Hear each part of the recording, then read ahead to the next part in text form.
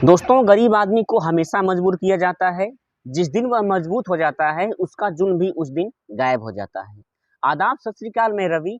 आज की जो सच्ची घटना आपको बताने जा रहा हूँ, ये कहानी है उत्तर प्रदेश के औरैया जिले के गांव जमालीपुर की रहने वाली खूबसूरत लड़की रेणु यादव की है। वह वाकई में खूबसूरत दिखती थी। वह अपने स्कूल की मेधावी छात्र होती थी। उसके पिता का नाम था विद्याराम यादव और वह उस समय कक्षा 9 में पढ़ती थी। 29 नवंबर 2003 को स्कूल से अपने घर की तरफ 3 लड़कियां आ रही थीं। उनके सामने एक कार मिलती है। कार के शीशे काले होते हैं। उसके अंदर कितने लोग बैठे हैं यह किसी को नहीं मालूम है। तीनों लड़कियों का अपहरण कर लिया जाता है और उसके बाद कार के अंदर डाल दिया जाता है। उसके बाद 2 लड़कियों को बहुत मारा पीटा जाता है और बोला जाता है कि अगर आप अपनी जुबान खोलोगे तो गोलियों से भून देंगे। सभी के चेहरे ढके हुए थे। लड़कियां पूछती हैं कि आप लोग कौन हैं? वो लोग बोलते हैं कि मैं डाकू हूँ। गाड़ी चलती रहती है। वो लड़कियां डर जाती हैं, सहम जाती हैं, क्योंकि विरोध करने की स्थिति में नहीं थी। वो लड़कियां कक्षा 9 की छात्र एक चुपचाप बैठी रहती हैं।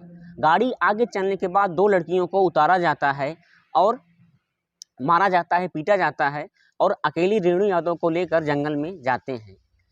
जंगल की रास्ते में बीहड़ की उन रास्तों पर जहाँ कटीली रास्ता व झाड़ियाँ होती हैं, ऊंचे नीचे टीले होते हैं, उस लड़की को लेकर जाते हैं। जैसे ही जंगल में प्रवेश करते हैं तभी पुलिस की रेड पड़ जाती है। जंगल में डाकू आगे आगे और पुलिस पीछे पीछे। यह सिलसिला चलता रहता है। यह सिलसिला लमसम 8 दिन तक चलता रहता है। उस लड़की को समझ नहीं आ रहा था कि मेरे साथ क्या हो रहा है। 8 दिन तक लड़की न सही से खाना खा पाई, न सही से पानी पी पाई, न सही से किसी से बात कर पाई। जब जब वह बात करने की स्थिति में होती थी तब तक वह थक जाती थी। उसे बच्ची समझकर अपने पीठ पर ले लेते थे। तब 8वें दिन जाकर पुलिस का रेड डाकुओं के बीच शांत हुआ और लड़की फिर बात करने की स्थिति में थी। उसके बाद लड़की को 9वें दिन समझ में आ गया कि उसका अपहरण कर लिया गया है। उसके बाद लड़की पूछती है कि आप मेरा अपहरण क्यों किए हो? भैया भैया कहकर पूछने लगी और कहने लगी कि मुझे छोड़ दो, मेरे माँ बाप बहुत गरीब हैं, मुझे जाने दो। जब यह बात उसके पिता विद्याराम यादव को मालूम होता है कि डाकू चंदन यादव ने मेरी बेटी का अपहरण कर लिया है, फिर डाकू चंदन यादव ने उसके पिता विद्याराम यादव से 10 लाख रुपए की फिरौती की मांग करता है, लेकिन जो कि एक गरीब परिवार को धन जुटाना असंभव था। उसके बाद उसके पिता विद्याराम यादव ने थाने में एफआईआर लिखाई। उसके बाद पुलिस को सूचना दिया। उसके बाद एसपी, डीएसपी, जिलाधिकारी, वहाँ के विधायक और तमाम जितने भी अधिकारी गण थे सभी से बात किया, लेकिन गरीब आदमी की बात कोई नहीं सुना और वह अंत में 20 लाख रुपए नहीं दे पाया। उसके बाद वह डाकू चंदन यादव रेणु यादव के साथ बलात्कार किया। उसके बाद रेणु यादव ने बताया कि मुझे वह बांध के रखता था, खाली मुझे जीने के लिए 2 रोटी देता था। उसके बाद 4 जनवरी 2005 को राम सिंह गुर्जर और डाकू चंदन यादव के बीच एक मुठभेड़ होता है। दोनों तरफ से ताबड़तोड़ गोलियां चलती हैं, जिसमें चंदन यादव डाकू मारा जाता है। फिर रामवीर ने रेणु यादव को बंधक बना लिया, लेकिन यह सिलसिला ज़्यादा दिन तक नहीं चला।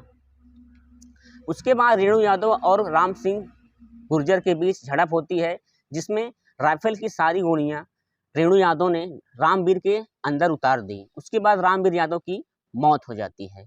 उसके बाद फिर जंगल में फिर रेड पड़ती है। फिर डाकू रेणु यादव दर दर भटकने लगती हैं और खाने के लिए जंगल में सिर्फ कच्चे चने व मूली खाकर अपने गुजारा किया।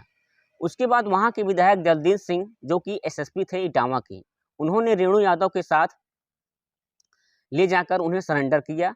उन पर 12 हत्याएं और 42 मुकदमे दर्ज थे। उसके बाद कोर्ट ने उन्हें 7 साल 13 महीने की सजा सुनाई।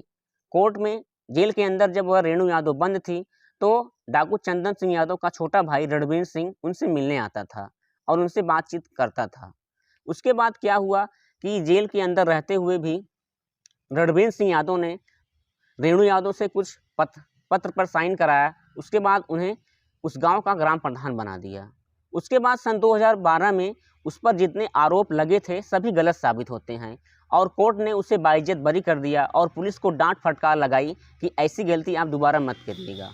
उसके बाद लखनऊ से एक कॉल आता है कि आप क्या मुख्यमंत्री अखिलेश यादव से मिलना चाहती हैं, क्योंकि 2012 में तत्कालीन मुख्यमंत्री श्री अखिलेश यादव थे और उत्तर प्रदेश में उन्हीं की सरकार थी। तो रेणु यादव ने कहा, हाँ मैं अखिलेश यादव से मिलना चाहती हूँ।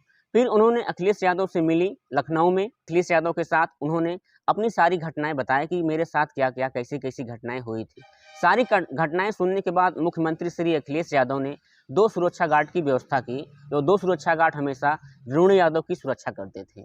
उसके बाद उनकी मुलाकात डिम्पल सिंह यादव से हो गई और उनकी मुलाकात दर और बढ़ने लगी। उसके बाद डिम्पल सिंह यादव जब कहीं भी चुनाव प्रचार में जाती थी तो रेणु यादव उनकी स्टार प्रचारक होती थी और ये मुलाकात काफ़ी और बढ़िया बन गया। दोस्तों, रेणु यादव की कहानी सुनकर आपको कैसा लगा कमेंट सेक्शन में जरूर लिखें। मिलते हैं नई पेशकश कहानी के साथ, तब तक के लिए धन्यवाद।